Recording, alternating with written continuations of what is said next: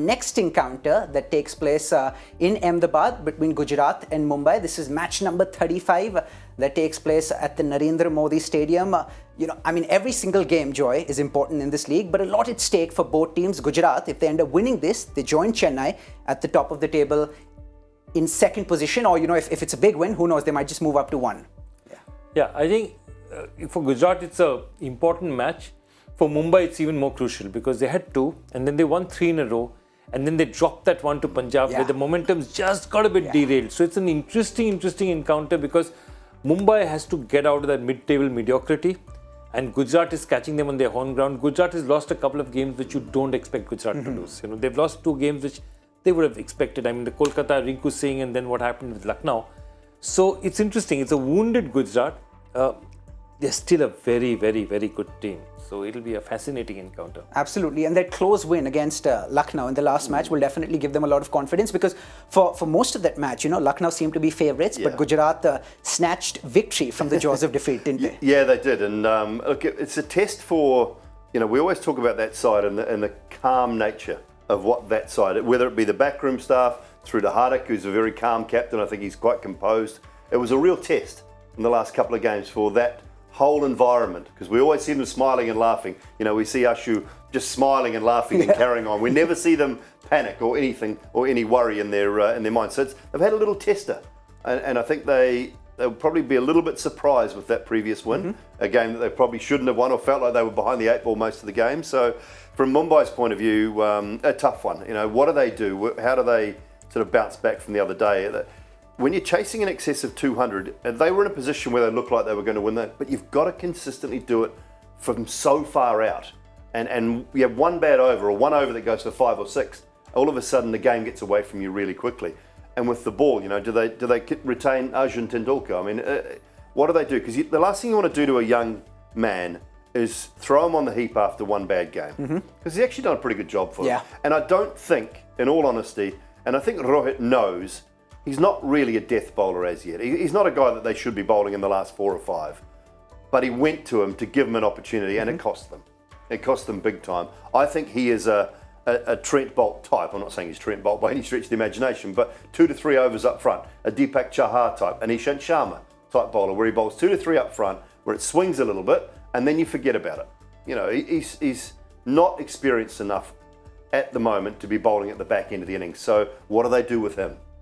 His confidence will be down, I'm sure, a little bit. So how do they go about that situation? And that's my question for both of you. What do you do with him? Do you still play him despite the 31 that he conceded in that over? Look, personally, Joy, I would. That's all I'll say. But I would, because I know how he must feel. Yeah, and look, it's not as if they have great options elsewhere. Yeah.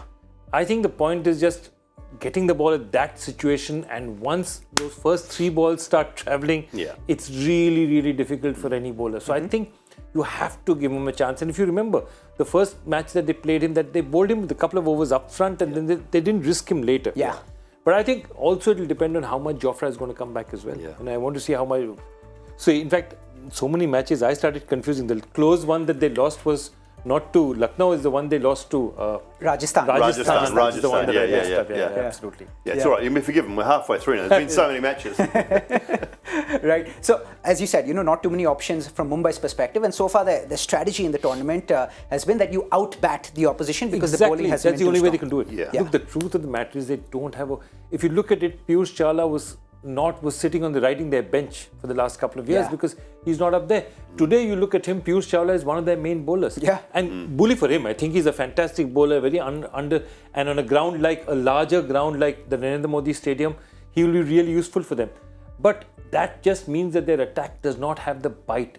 This is an attack that 2 years back had, Bumrah, Trent Bolt coming at you, full-fledged attacks. Lasith Malinga a couple of years back. Those attacks are over. Hardik, those attacks are not there. Yeah. We have Jofra Archer. He went for a few runs in the last match, but it's good that he's getting overs under his belt. And slowly but surely, he'll find his rhythm again. Moving on to the other side of the ledger, we'll speak about Gujarat Titans. Back at home for this encounter, Dooley, you expect Alzari Joseph to come back and replace Noor Ahmed? Yeah, I think so. Look, Zari's been one of the best bowlers in T20 cricket in the last year and a half, 2 years. His pace it's sneaky quick.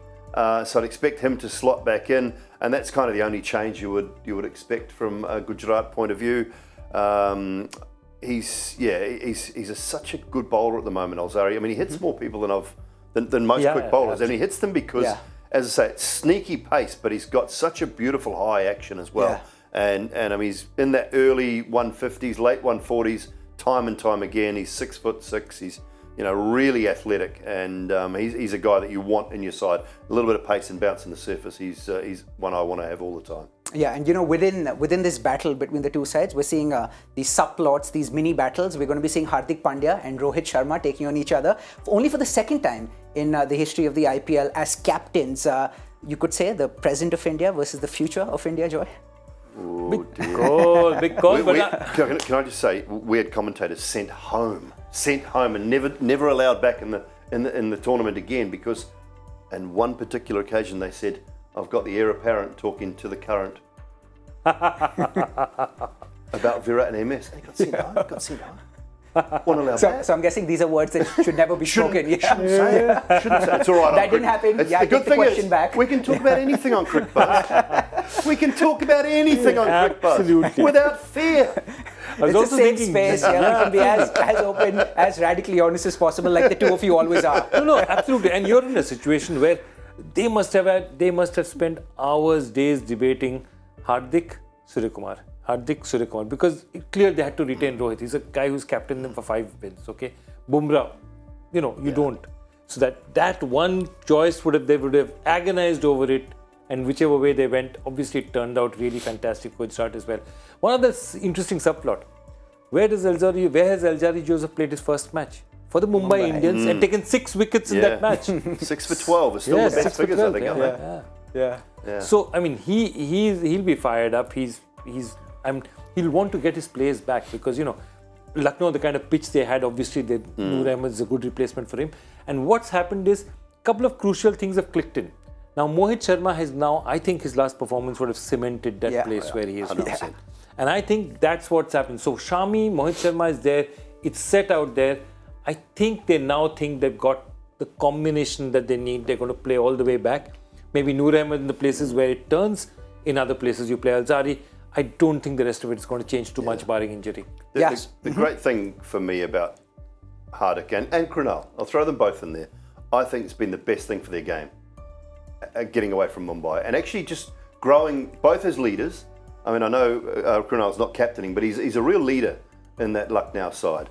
And Hardik is learning all the time about captaincy and how teams operate, how franchises operate. And he's a genuinely good captain. He's a terrific cricketer, and he's a good man to talk to. I really enjoy how he talks about cricket, whether it be in a conversation with a microphone or even away from it. Like he pushes the microphone away, have a bit of a chat about cricket before a toss, those sorts of things.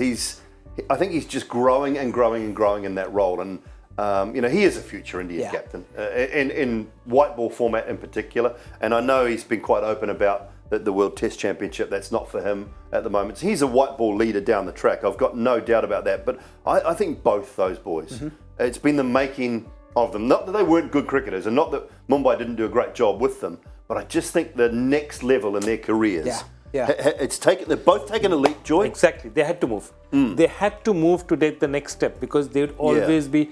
Where would you get a chance with Rohit out there? 5 championships. Where do you get a chance?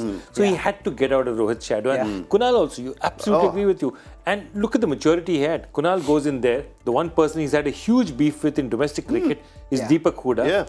But he walks straight up there the first time they meet in the dressing room, goes, shakes hands and says, "Well, we're here to play for the same franchise." And so that kind of maturity I think, is fantastic. Yeah.